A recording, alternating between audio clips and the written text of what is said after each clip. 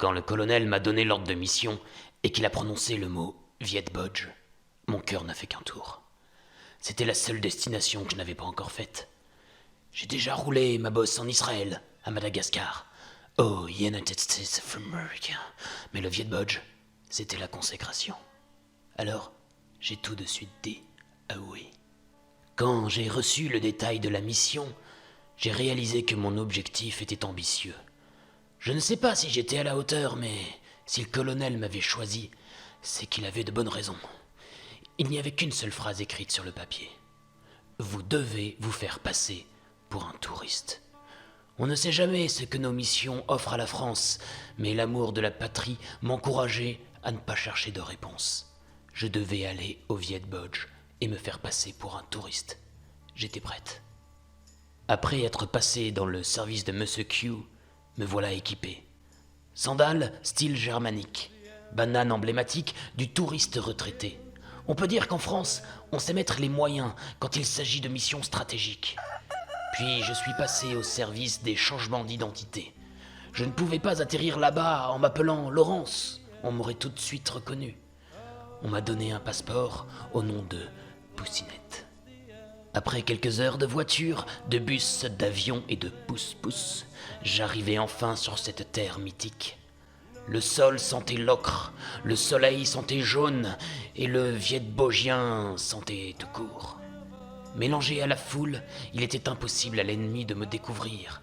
J'avais tout de la vraie touriste. Je fis un tour au marché comme c'était prévu, et après un bon gueuleton, j'ai pu retrouver mon contact local, Annette. Notre code de ralliement était... Knyom sok sabai. Knyom sok sabai. Mais je n'ai jamais réussi à le prononcer. D'ailleurs, c'était absurde. Un touriste ne parle jamais la langue des indigènes. Bilan, j'ai perdu Annette. Et je me suis perdu aussi. Il n'y a pas de panneau d'indication dans ces foutus marchés. Malgré tout, le colonel aurait été fier de moi. Car un touriste qui retrouve son chemin tout seul, ça peut éveiller les soupçons. Mais grâce à mon guide du routard, je réussis à aller jusqu'au temple et prendre des photos avec mon smartphone. Ma couverture était parfaite. Pour fignoler tout ça, je finis même par me mélanger à une foule de touristes. Ils ont été sur le bateau dans le lac Tonlé Sap. C'est par ailleurs passionnant. Au bout de quelques temps, le groupe se dirigea vers une église. Et là, je fis la première faute professionnelle de toute ma carrière.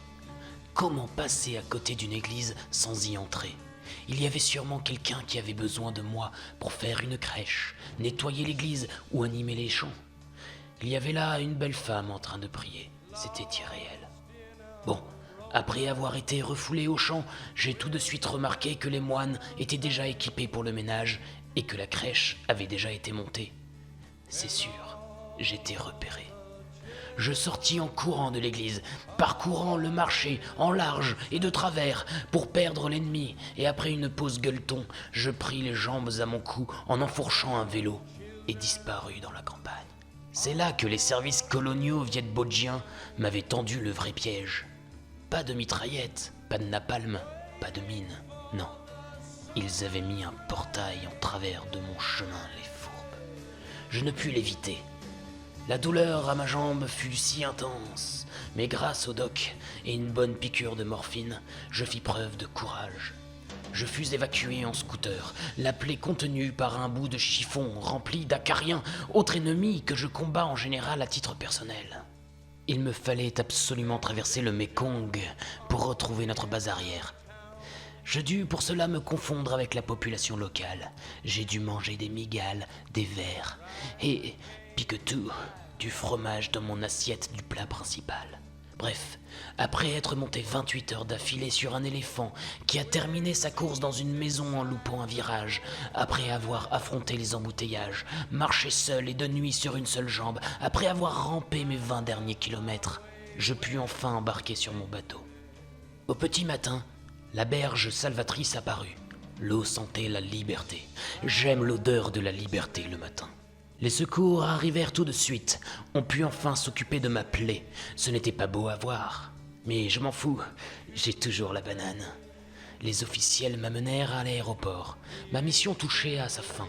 Après quelques formalités administratives, je pus enfin mettre les pieds, enfin les roues, en salle d'embarquement et chose incroyable, il y avait Annette. Cette fois, plus besoin de code. Elle prit soin de moi et me tenant la main, me dit « T'inquiète, Poussinette, tu vas t'en sortir.